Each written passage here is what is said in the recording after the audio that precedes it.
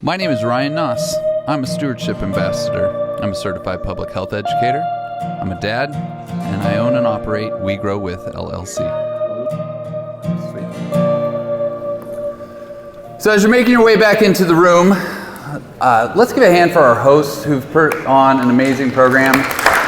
Truly, when I think about what it actually takes to make a difference, it takes the opportunity to learn without just being sold and told by a product company or a chemical salesman. Like, this is our opportunity to actually gain the knowledge so that we can ask the questions, so that we can be active participants in this process versus just waiting for the next guy to sell you a bug in a jug or this next season's silver bullet, right? This is how we get to make good choices and maybe even make better choices based on a new understanding of what we have on our own sites so that we can take that insight and use it over our acreage. So as you're coming back into the room, please take your seats, have an opportunity. I know that there was a handout, there's 2 stickers, there's a little trifold, but the key factor to that one is actually the grow gauge. I'll talk about that here a little later. There's also a meat stick.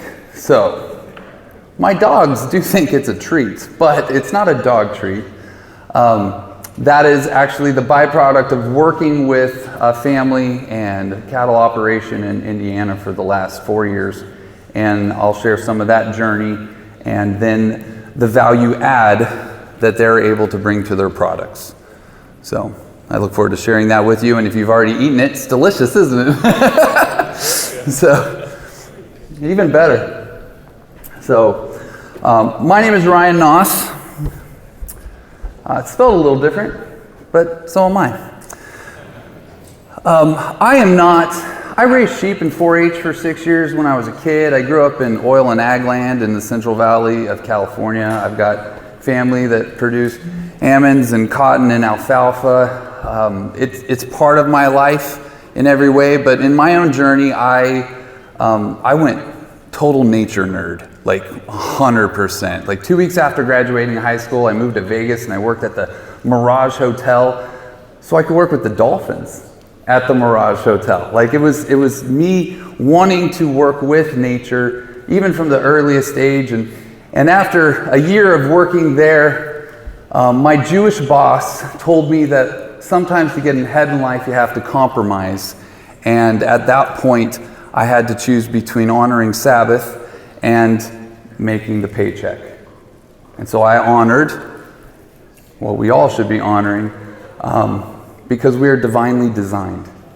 And this microbial system is part of our own systems, but for some people it's gross, it's dirty, it smells maybe even a little bit in the process, like sourdough still smells sour, right?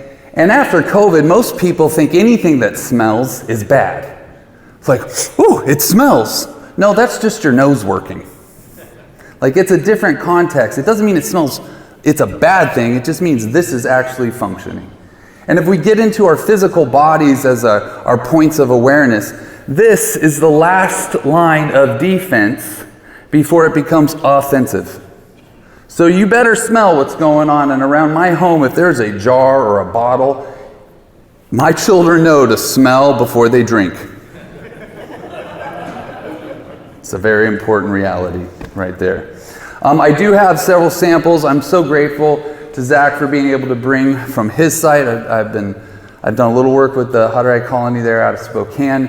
SoilCraft has given some samples to look at as well. I work with companies and people all over the country because when a farmer needs it, it's still a time delay for me to get it to them. So I work with people in your community so that they can have those resources so that when you need it, because most likely as a farmer, you needed it yesterday, you can be there in a couple hours versus a week. Like, this is actually my efforts and energies to help you. Not being industry standard, have had to learn about our industry's standard. And our standard is subpar. And if you think industry standards is a good thing, I've got some mil spec to sell you too. So that standard doesn't mean it's the best. It means it got the lowest or highest quality for the lowest bid, right? And so when we think of our industry standard, we have had to raise the bar of what that standard actually means. And a lot of times people have the understanding that they can't do it for themselves, so they depend or outsource that to other people. That is not my view at all, and don't have a problem if anybody here hears it. My goal is to educate and equip. It is in that process of educating and equipping that you can do as much as you possibly can with what you are able to do. But sometimes we don't even know how valuable the things we have are. Who here makes sourdough? That fills my heart with joy, I have to be honest. You'll be surprised, people don't do that in a lot of places, but the fact that you do is also part of the reason why you're here, okay? You are an active participant. And the biology that is responsible for making sourdough and sauerkraut and kimchi and all these ferments is the same biology that we were talking about a little bit ago that helps with glyphosate remediation. You're already accessing that biological system to help you. We're just keeping it in the kitchen. Sometimes it's about learning what you can do in these other areas of life that allows you to gain those benefits in those areas where it's hard. It is not supposed to be hard. We are to be fruitful and multiply. Let heaven and nature sing, but if everything out there is dead, nobody's singing. Right? This is our opportunity to have for ourselves and for our communities a higher standard. And the fact that it's kind of shocking how similar somebody making a soil sample is to somebody humbled and praying. It's you're both kneeling in the dirt. Okay? And so at that point, we have the higher standard even for our own actions. I am technically challenged on every level. Biology, no problem. Nature nerd, yep. So bear with me. I am a certified public health educator. I actually became a certified public health educator prior to even finishing my academic process, right? My whole filter is how you guys can be healthy. How our societies and our communities can actually, instead of being in a survival mode, start to thrive. Because if we're not, we're not. So as a certified public health educator, health, nutrition, water, sunlight, all of these factors are part of that. I also taught stop smoking classes for a while, but gratefully we don't have to do too many of those nowadays. I went back to school, and I just noticed in my slide presentation, I got a master's. Nope, that was a little out of alignment. But my master's degree is in experiential outdoor education, because I believe that nature should be our educational model. I have a bachelor's degree in wilderness therapy because I believe that nature should be our therapeutic model. Any themes you guys are hearing here? If you are not making noises, you're not participating. So let's all practice that right now. Let's just get a out of us, because sometimes when we sit on this part, it sounds like a fart. So out of you, okay. Whew. Thank you, I appreciate that. You're all here. I realize that my technology has issues, and sometimes my phone says SOS, and I think that means it's asking for help, okay? So when we talk about our biological systems and our other systems and even our agricultural systems, there's a key factor to that is, where do you fit in it? I know for a fact that most people see producers as a paycheck. I've actually listened to the chemical salesmen and other ag retailers only talk about people as if they were a product subscription. Hey, I go back every 6 months and I get paid. Versus really actually caring at all about the people. Really at all about the health. I'm the guy that stands next to the tractor and cries because yet again somebody's died of cancer. And at that point I'm like, we could just stop dying of cancer And so it seems kind of weird that we fight about the things that are causing us the problems that make us cry about our things and problems.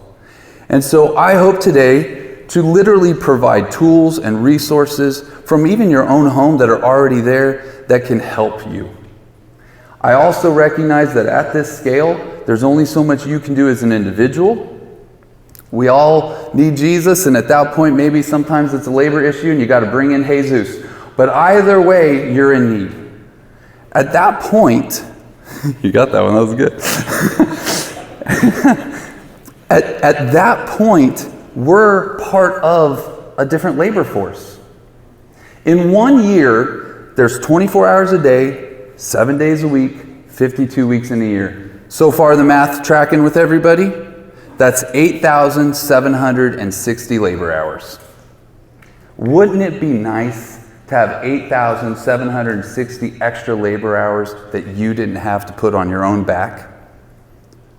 That's a game changer. But that's just these creatures being put back into a system so they can be there 24 hours a day, 7 days a week, 52 weeks in a year. And yet we have to then try to figure out if we can pencil in if that has any value. Makes no sense to me. There's going to be some wordplay. I'm going to kind of try to bring in some things. But the reality of it is that we have all the tools in nature's toolbox. The problem is when you learn about what nature is trying to offer, it's at that point that someone goes, I can make a buck off that. And they turn what nature produces into their product. And then it gets confusing under labels and stickers and marketing campaigns. But you need to learn about nature. If you are disconnected from your system, you're not part of it. It's just simple truths. And if you're not part of it, then I wonder why you're doing what you're doing there. But if you are part of it, then you know your place, your opportunities, your responsibilities, your role. I call it roll call because it's not just a who's there, but it's about what functions they can do there. So right now, no names, who here knows how to swing a hammer? Raise your hands. Good. Who here knows how to turn a monkey wrench and fix a pipe? Excellent. So these are roles and functions. Agreed? In our soil systems, that would be who here knows how to solubilize sulfur? Who here knows how, you see what I mean? It's a different role, a different function. The problem was within academia, and Dr. Dykstra can attest to this, we were talking about it last night, they like to cut stuff up and make it teeny tiny and isolate and insulate and go, look, this is a saprophyte and it breaks stuff down when the plant's dead. Yeah, but when the plant's alive, it does something totally different.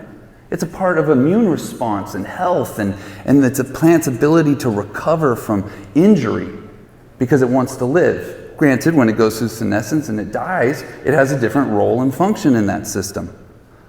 But if you only think of something from one perspective, you miss out on the 50 other things or more that it can do. And the fungi in particular, it is amazing what they can do.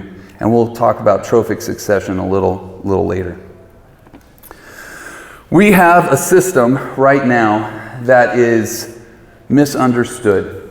And so for a lot of people who have been sold and told for generations, I'm sorry, they literally used to tell everyone that glyphosate is safe to drink.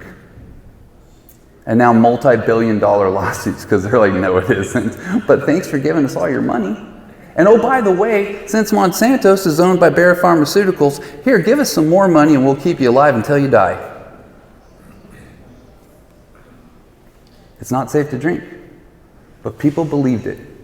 And so part of what we're missing, I heard someone over here, I think he said to trust your eyes again, or someone said to trust your eyes. This tool is just an observation tool.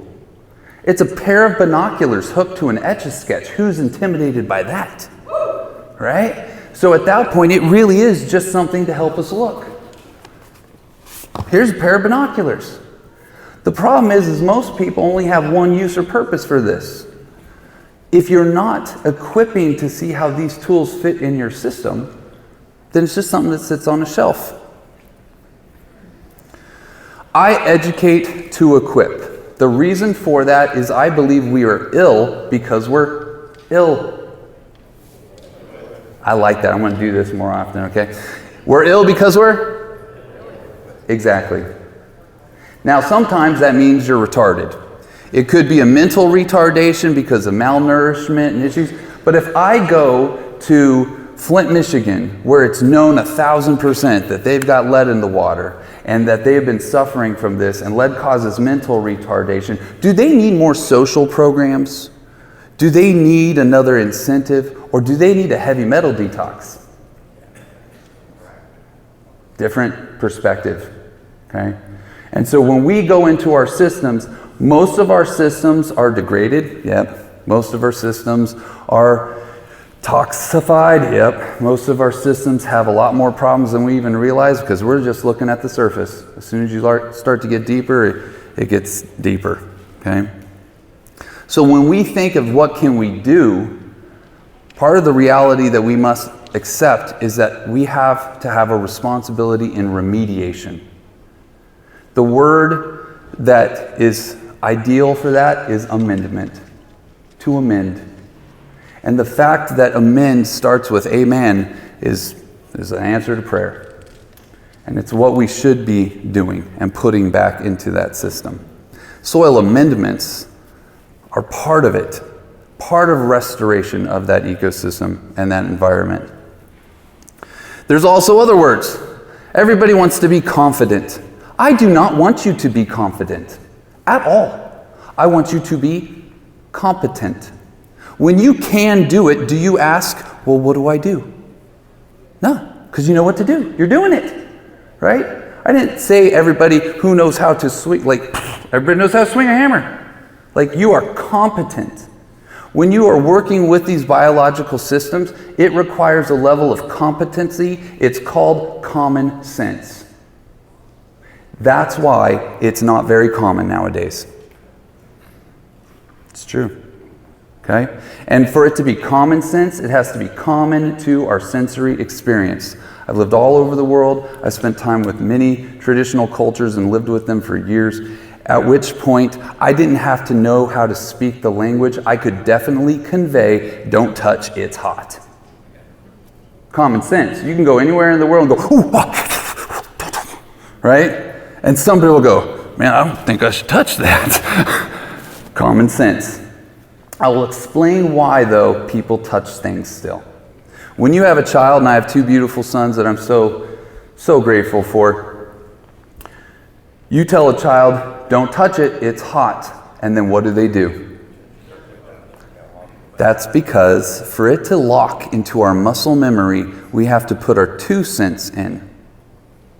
That 2 cents in means don't touch, it's hot, comes in this sense. And then we go, what's hot mean? That's hot! Do they touch it again? Nope, they figured it out, right? That's why it's common sense. I recommend a book. It's called Hunter-Gatherer's Guide to the 21st Century. And in that book, it describes how we as a biological, sensory, meet and greet vehicle moving through the world, that system is totally out of balance with our modern society and world. To the point that the last line of defense before it becomes offensive, right? This is why the nose knows to say no, right? That is being fooled by people who make bleach smell like oranges. Talk about confusing. Because literally your senses are attracting you to something that if you put it in you will kill you. But hey, they sold more bleach. Doesn't make any sense. It's not common sense anymore. To combat that and to use my own skill set to try to bring offerings to this community, I have developed a Soil CPR course. The reason for that is I address these issues like an EMT would. Do we have any EMTs in the room? Do we have any voluntary fire department people in the room? Firefighters in the room? Got a couple. Do we have anybody who stops to help pull the dude out of the ditch? Good job, Samaritans. So, at that point, if I am interacting with a community and they tell me all their problems, and then I look around and I see other things that they're not even aware of that causes their problems, I wonder if they're able to self-rescue. You guys all live up here in the more north than where I live, at which point hypothermia is a environmental response that we cannot self-rescue for. If somebody is suffering from hypothermia, it is required to have someone else help them, or they will die. Does that make sense? I sadly believe that most of the people I interact with are unable to self-rescue. And I don't know exactly why. It might be toxic exposure, because you guys know what all the stuff you mess around with. It says don't even touch it, and we're bathed in it sometimes. Right? It could be malnourishment because we know that the food supply is missing the nutrition that's required. They even call it essential. Does anybody here know what the word essential means? It means you got to have it. It means required for life. We are missing the essential nutrition. We're missing the things required for life. Well, no wonder everybody's dying. No wonder why people can't even make babies. Do you realize how ridiculous that sounds, that the one thing that should be possible for us to get to the next generation, we can't do anymore? Oh, by the way, zinc, which is chelated by glyphosate, directly connected to fertility and immune response. But hey, if we don't have any in the food supply, maybe the people can't make babies anymore. But instead of addressing issues, people go to IVF treatments and all these things and spend lots of money and the pain and stress in our world that's not even necessary, because we're supposed to be fruitful and multiply. And I say that as a fruitful and multiply simply because in the world we live in, it becomes arithmetic. 1 + 1 = 2. That's not how this system works. And if that's how you think it works, maybe that's the problem. But fruitful and multiply means this one creature, just through its own division, can actually become 2, and 4, and 8, 16, right? I feel that way now about this 2-spotted spider mite. Like, overnight, where'd they all come from? That's the fruitful and multiply. And it's directly connected to an unhealthy environment. How about we make it healthy and we don't have any of those problems anymore? So, for the Soil CPR, it's the ABCs and 1, 2, 3s. So I'm just going to go through a brief overview. It's usually a much longer class. Time is short. Actually, I need a heads up on when I need to stop because I started a little late as well. So, ABCs. Access. I'm not sure if you need access to a loan or access into your soil profile, but access is a big deal, right? That access to what you need is a huge factor of it. And if your ground compaction is over 200 pounds per square inch, it can't breathe. Go back to an EMT perspective. If it can't breathe, do I really care what shoes it has on? Can't breathe. My first response is to make sure that the things that are essential for life are there so that it can do that, so I can take care of these other things.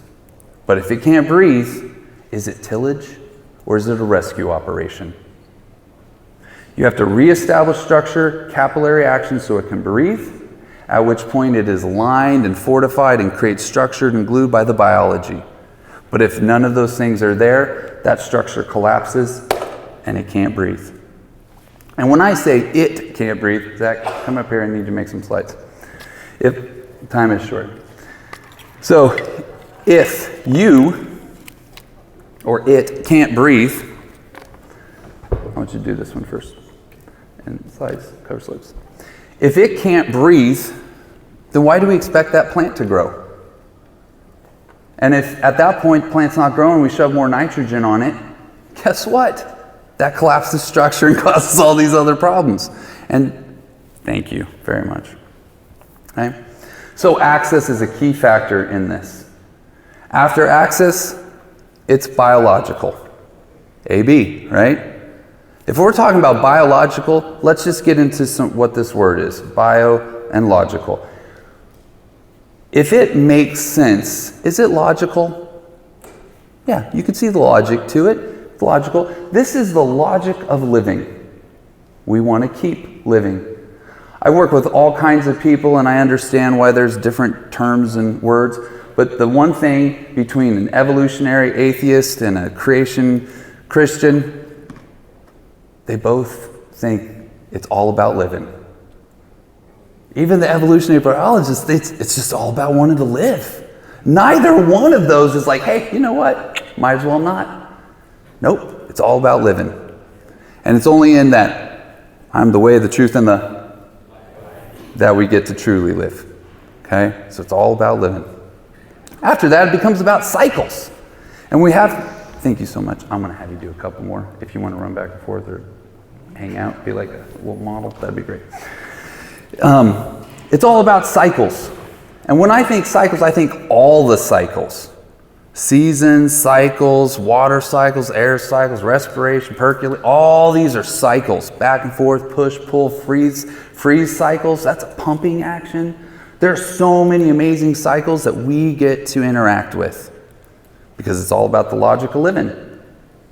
Most people, though, they think linearly. That means a line. Plant, harvest, that's a line. But what I do after harvest affects next year what I do at planting. That's a cycle. What goes around comes around. Listen, there's nothing to fear. We live on a sphere. What goes around comes around. Unless you think it's flat. So, an example of access.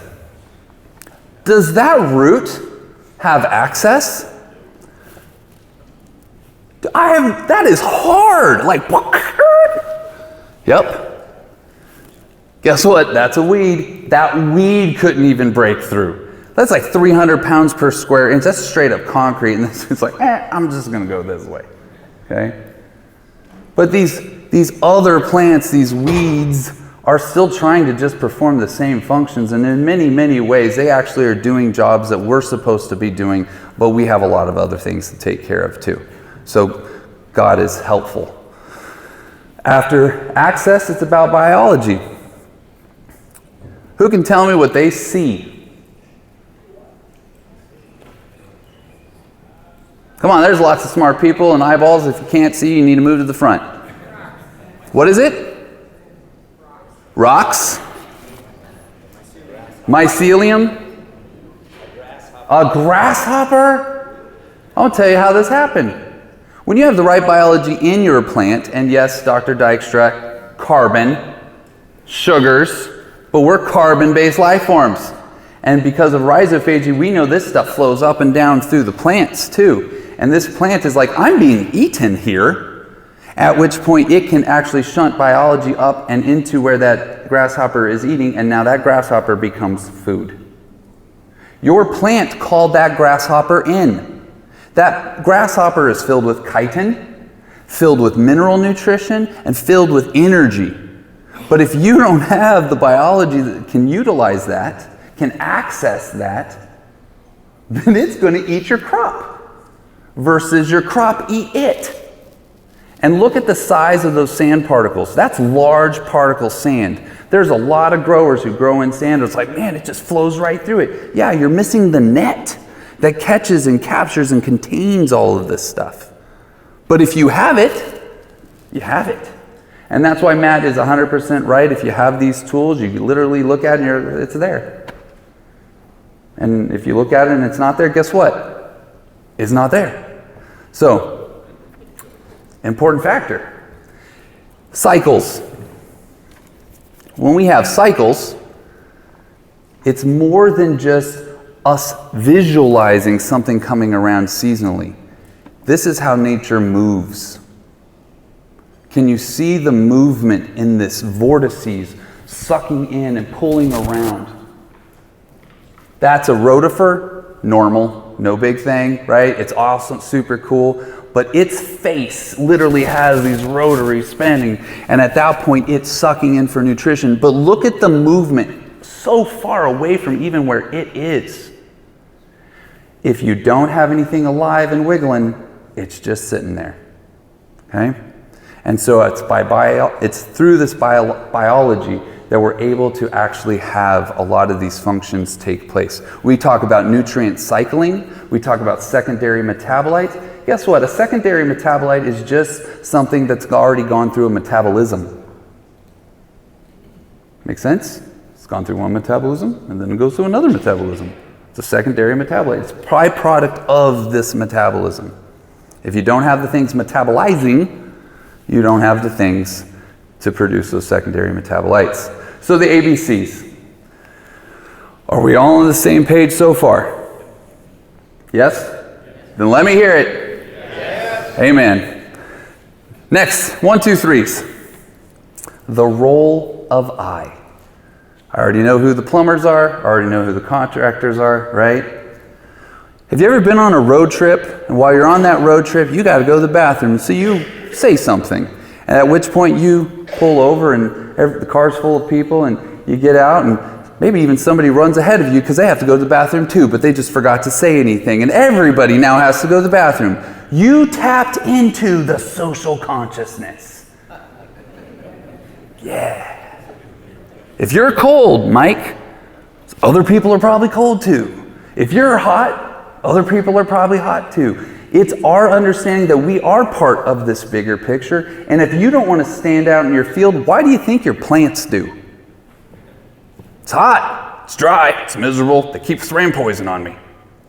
It's a different perspective, right? So the role of I is an important part, because if you're not wanting to, if you don't want to make sourdough bread, if you, like, see, when you all these if we don't, then why? It's never going to go outside of us either. Takes two. Well, at our scale, some of the little biology doesn't need to, but it does take two. The problem is we spell words differently, but they make the same sound. I've been asked many times if I've written a book, and the problem is if I write it, it's not the same as you hear it. And if you hear it, that's why the nose knows. Right? If you hear it, it's your dew point to do what you need to do, and nature do-dos is your do. Huh? What did he say? Sometimes, just like in academia, we cut things up to mean different things. I believe that all of those are utterances of what means the same thing. Because du in French means you get what you're owed. And do is the action. And due is win. And do, we know. And dew is your water. And it's filled with life. The morning dew, if you are missing protozoa in your populations, go harvest from a healthy, you literally just collect the dew. And I use old tools. I like old tools, and the reason why they're old is because they've endured. That's how they got to be old, right? You guys know the word manage? It's the aged man. Yep, that's the manager. It's the old one that's been doing it, okay? And so when we have a system that then says biology, some people spell it B-U-Y.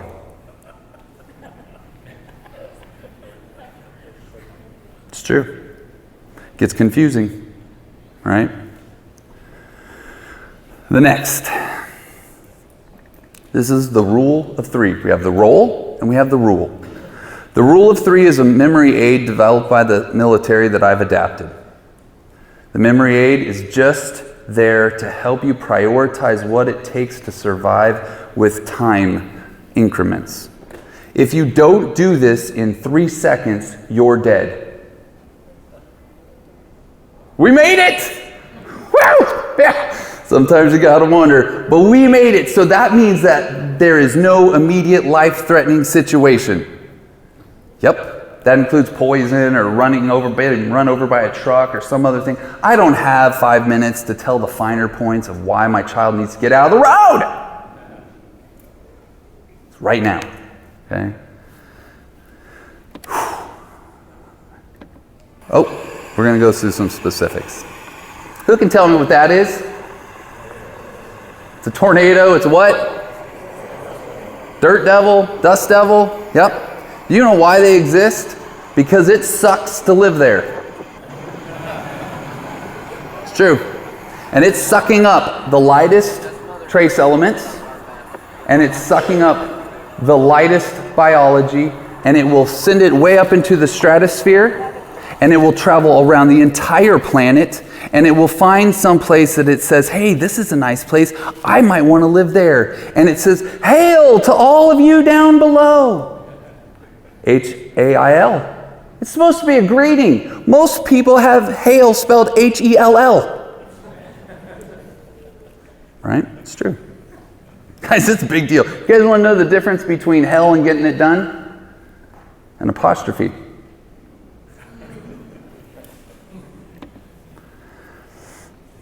It takes two. Rule 3. Here we go. Seconds. Seconds, immediate life-threatening situation. 3 minutes. What do you think it is? We've been in here, so you can't be like, eat. You know, what do you think? If you don't do this in 3 minutes, you're dead. Thank you very much. Why do you think your land is dead? It hasn't been able to breathe in 6 months.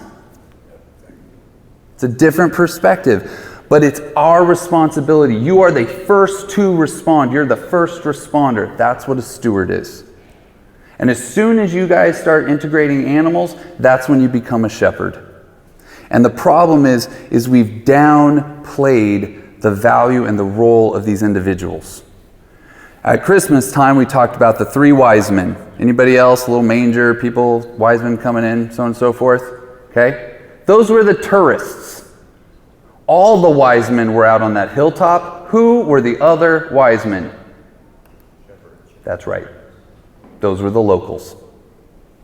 The local wise men and those that were just coming through got together because that's where they needed to be at that time and place, and that's what wisdom is. Okay? They didn't just sit around inside the building waiting, just discussing it. It was putting it into practice and being where it was necessary. If you don't do this in 3 hours, you're dead. Ready, go.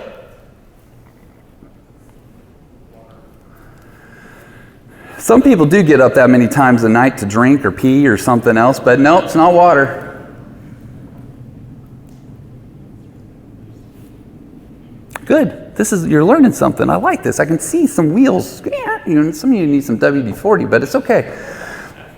So, when we have exposure, it can be super hot or super cold, but if I was to stake my dog out on a chain into a field when it's super cold, it's not going to be alive when I get back. If I do the same exact thing on a hot asphalt, it's not going to be alive when I get back. Exposure. Now, in regenerative agriculture and soil health, we talk about armor, and we talk about cover, and we talk about all these things, but it's to protect that ecosystem from the demands. Matt, great visual, don't see him here right now, but great visual connected to the Fenton reaction. That's just exposure to sunshine. It needs that protection from exposure. If you don't do this in 3 days, you're dead. Already some water, excellent, right? Now we're talking about irrigation, hydration, all these things. It was great visuals from Dr. Dykstra about what's going on in the inside of the cell. Right? We talk about water, but it's really about hydration. It's about taking that in and becoming a biological fluid that's inside of it, not on the outside. It's on the inside. I learned a lot of this stuff because of that bachelor's degree in wilderness therapy. I used to lead 60-day-long backpacking trips with juvenile offenders. And let me tell you, there's nothing more exciting to take a bunch of gangbangers camping for 2 months. It's a trip. It's awesome, right? If you don't do this in 3 weeks, you're dead. Thank you very much. Some people have a problem with that, especially here in America. We are fat, right? And sometimes it's spelled P-H. Hey, P-H-A-T. But we're still fat, right? Some of this is because our food actually doesn't have the nourishment that we're in it, and so we keep eating because our body's like, this is what I need to do to get my needs met. And no matter how much I eat something that isn't there, it won't satisfy the system. And then they cover it in chemicals and all kinds of other things, and they literally make it addicting. And there's a huge difference, and I want to clarify this, because as people discuss glyphosate, they talk about it as if it was an addiction, and it is not. And the only reason people talk about it as an addiction is because they've never helped or had their own issues with addiction. It's a dependency. And we are ill because we are ill-equipped. And then people go, no, there's new tools. But then because of that, people think that we're just trying to sell them something. Nope, we're trying to tell you there are better tools so that you can get those same needs met without all the negative consequences. And that's why there are products out on the market. That's why there are companies and groups that are able to provide these resources. Because if we're ill because we're ill-equipped, what are we when we're equipped? Healthy. And nature doesn't want our money. Mother Nature requires blood, sweat, and tears. You can pick 2 out of the 3 and she surprises you with the 3rd. You try to throw some cash at it, she'll throw it right back in your face. Right? So 3 weeks is food. What's 3 months? What?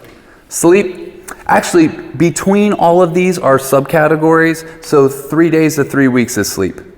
But you're right. If you don't have sleep, like sleep deprivation is an interrogation technique and brutal. Like, right? You know, new parents, they're all suffering from it. I'm a smart dude, but I was reading a book and I'm like, what's a longsword? What's longsword mean? It's a long sword. You put that little S to the wrong place, but it's all squished together. I had no idea what even word that was. Yep, I was a new father. Months is connected to seasonal changes, right? 3 months. If you don't do this, you're dead. Like, this is how we interact in our system. Great, it's spring. Yeah, but now it's summer. Oh, yay, it's summer. Yeah, but now it's fall. Right? And a lot of this is cultural, right? A lot of this is the word choices that we use. This is my favorite one. Are you ready? If you're doing a really great job, they say you're killing it. And yet, if you have a child who hears their parents talk about what it means to do a good job, they hear that to do a good job, you got to kill it. Talk about what we're teaching. This is part of how we actually make bigger and better changes. After three months, we have years. Okay?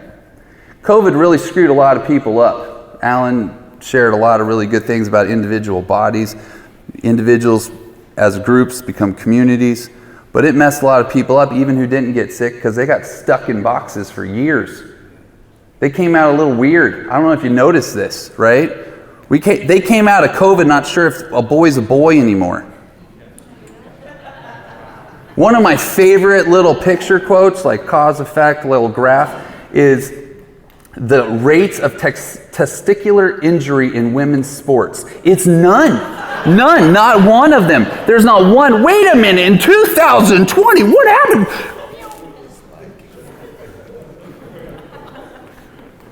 If you don't do this in 3 decades, you're dead.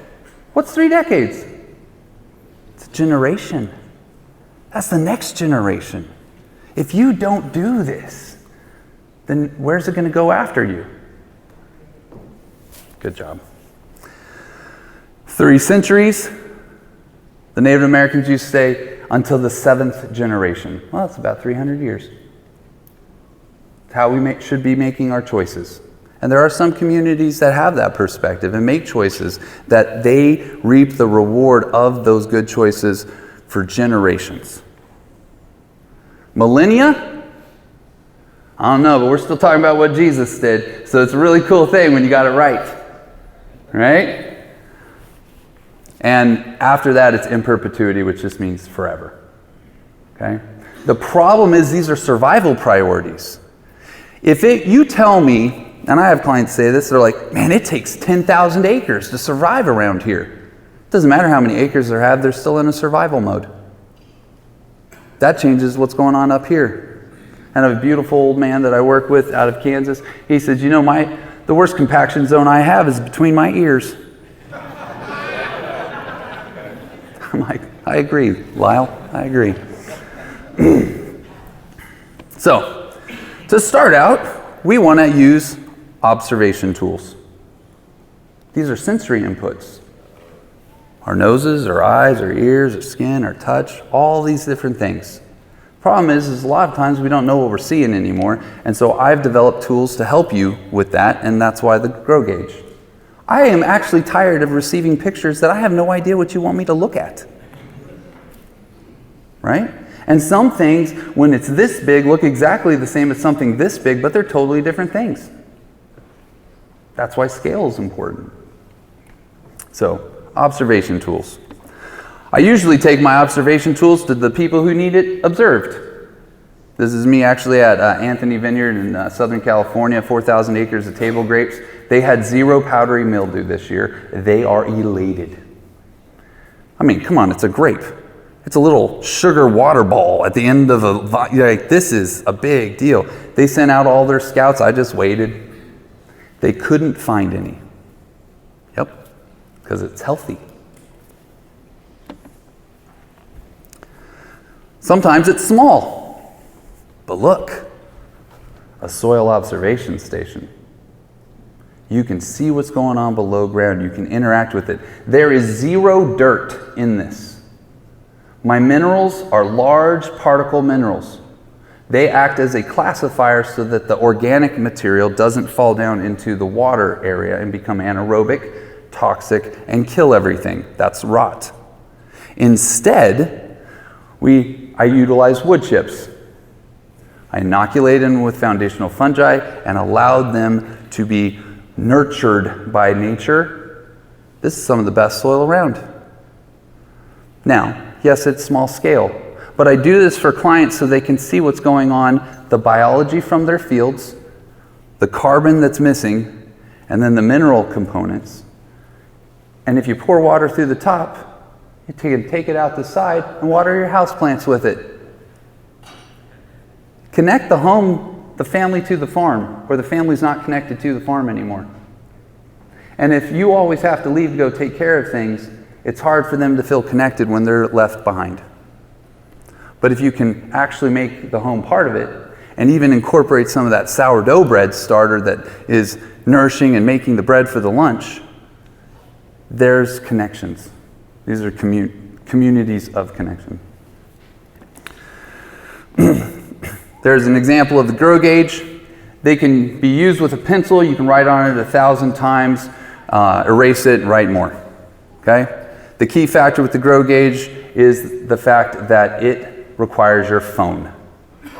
But now when you take a picture with your phone and you send it to a gentleman like myself who wants to help, and SoilCraft is happy to take pictures with this too. Whew, time is short. You'll be able to convey a lot more information. And I have a video explaining a bunch of different uses for it on my website. Please check it out. You can learn a bunch of cool stuff. The back has a whole bunch of memory aids to interact with nature.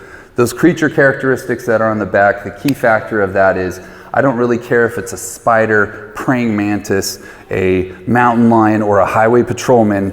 They're all positioned to pounce. They're a hunter. And so now you don't have to know the name of something, but if something came in and onto your farm, you could understand some form and function before you just go, look, it has legs, kill it. Trophic succession. Please enjoy this little 1-minute video.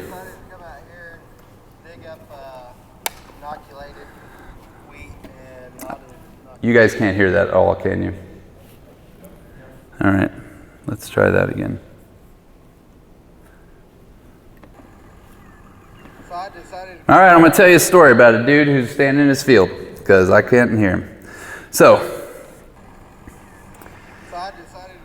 he goes out, he sends me a video. He says, I go out and look at my field, at which point I've got my inoculated, I've got my not inoculated, standard stuff that everybody's doing. Like, this is what's going on. The key factor in this isn't the fact of the amazing root growth in one or the amazing not lack of it in the other. It's the fact that the one that was inoculated has worms. And you can't really hear him, but he's like, in 30 years, we've never seen a worm on our entire farm. And now we have worms. Which you got to be careful with who you tell that to, because it gets awkward. But at that point, he now has ecological function. He now has calcium that's been brought up from below and lining the passageways. That's the path of least resistance for new root growth that's dropped off with little vermicast pellets as it goes down into that soil profile.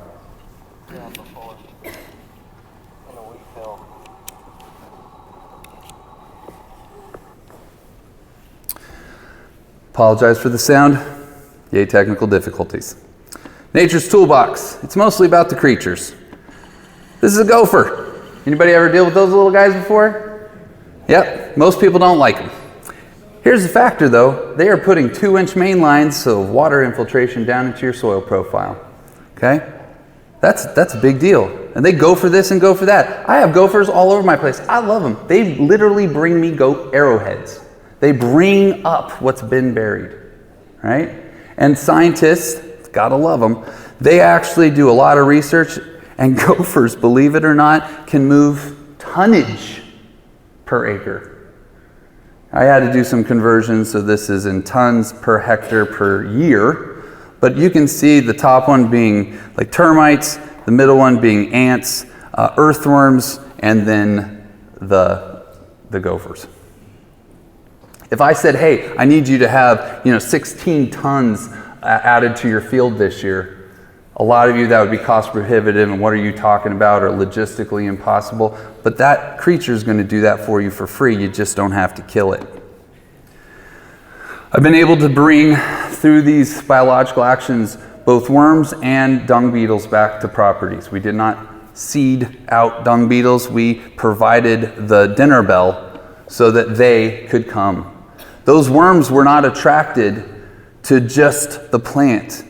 When we look at a wiggle under the microscope, that's a visual representation, but if it was a guitar string wiggling and we were hearing it, so it's a visual representation of a sound. That's the dinner bell. If there's no dinner bells ring ding dinging down in that soil profile, then nothing hears that and is attracted to it. They missed out. There's nothing there. They go somewhere else. Dung beetles, same way. Talk about putting soil organic matter back in your soil profile. These suckers roll up ping pong balls and drop it right down the hole for you. It's great. Let the good times roll. If you've got ant problems, well, you've got to create habitat so that you can actually have something that deals with your ant problems.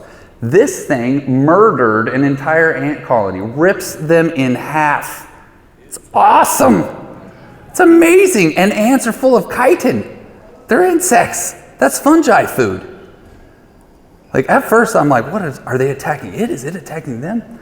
The only reason I even found this is because I created habitat on a 368,000 acre ranch in Texas, and it's in that habitat that we have creatures making a habit at it. That's why habitat's spelled that way, right? It literally just like tennis balled them right into the face and ripped them in half. It's crazy. This little cutie, this is a tardigrade, and in this picture you'll see bacilluses, algae, tardigrade, a nematode, aggregation, and then in a little bit, little cillet, just there he goes. That thing has 8 legs. They think it's almost indestructible. They take it out in space and bring it back. It wants to live on your farm and eat the things that causes you problems. But if it sucks to live there, it can't. But you can. This is where do we start? You've already started. So now it's about keeping going. One of the things that I have had the joys of figuring out this last year is ergothioneine, which is a secondary metabolite that we cannot produce. It is produced by fungi.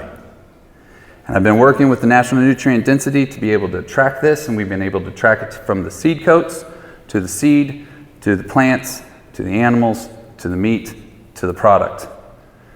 That meat stick is filled with ergothioneine because those animals were from healthy ecosystems. Those healthy ecosystems means that that meat stick has a better omega-6 to 3 ratio than salmon. That meat stick, as a red meat, is actually an antioxidant. And we didn't stabilize it with nitrates. It's actually stabilized with lactic acid. It's a probiotic as well. The next slide here, and ergothiamine is all about health, nutrition, it fights cancer, all these wonderful things. Of course it does. It's what healthy systems do, right?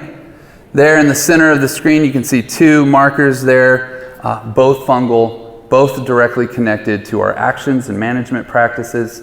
Happy to say that the dry seed coat that SoilCraft actually has the biology in it that helps perform these tasks. It's the biology that does the work. We have to put it to work. Grateful to work with them. Gift of the grow gauge for everyone there. My contact information and other things is on it. And remember, we grow with. Now let's look at the creatures. All right, which button do I push? Cut. It says cut up. Yep, there we go. All right, give me a moment.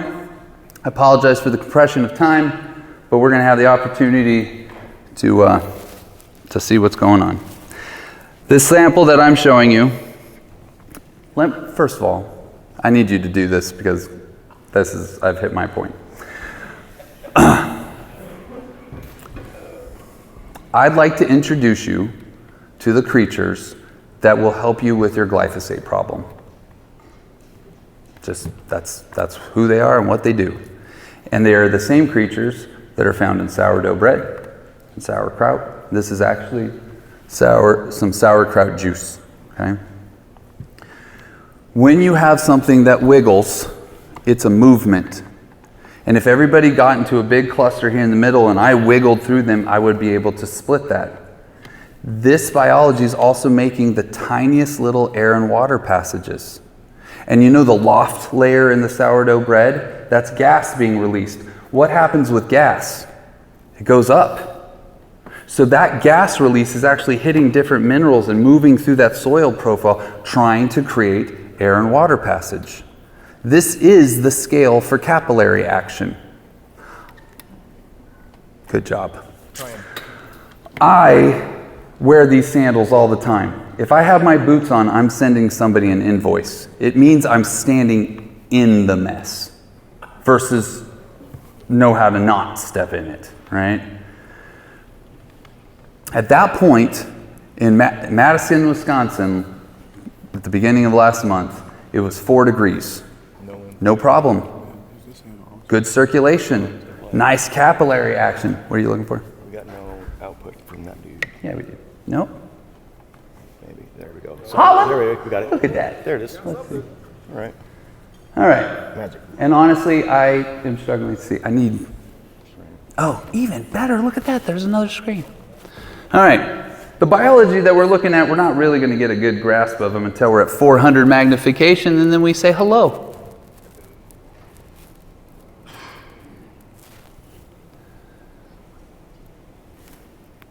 Bacillus means bar-shaped or rod-shaped. It doesn't actually tell you who it is, it tells you what it is.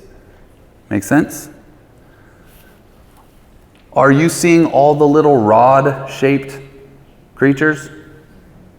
Those are the creatures that not only help heal the single cell lining of your gut, so you don't have leaky gut, irritable bowel, and all these other issues. It is also the same creatures that are the first line of restoration in dead dirt. And if you make sourdough bread, you're already working with nature. If you're working with sauerkraut, now it's just about scaling it up so you have something to contribute to your farm. If you're making your other cultures, this allows you to be able to interact in a more positive and productive way, because if you don't have any of them there, they can't do their job. I'm not sure where I'm at time. I totally think I over my 10-minute already. Yeah, you're way over, but that's okay. Nice. We really want to see this part. Yeah. I'm happy to take questions while we do it too. So let's keep going. Questions? Let's go. Right, this is sauerkraut juice. Right? It's specific to what we talked about glyphosate remediation, human health, restoration of our own bodies, and the healing of our land. Yeah, so not to disparage what he's doing, but lunch is ready. Ha! So I don't want everybody to flock at it necessarily, but you're really interested in what Ryan's doing, which I am as well. You get to the ground, we can look at this for a little bit, but lunch is ready, so anybody wants to go out and grab some food is fine too. Perfect. And just real quick, connected to what's safe to drink, this is. The other stuff that they said isn't. Like, this is the difference between working and understanding nature and being sold and told. So as you go out and as you make choices, do the best you can, but it's a lot easier when you have tools and resources to be able to help make those decisions with you. So thank you very much.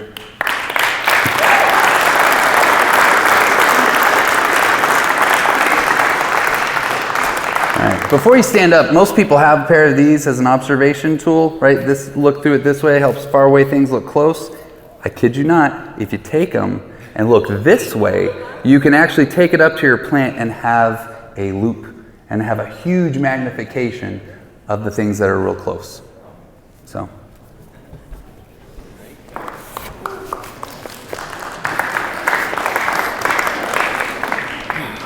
My name is Rion Naus. I'm a stewardship ambassador.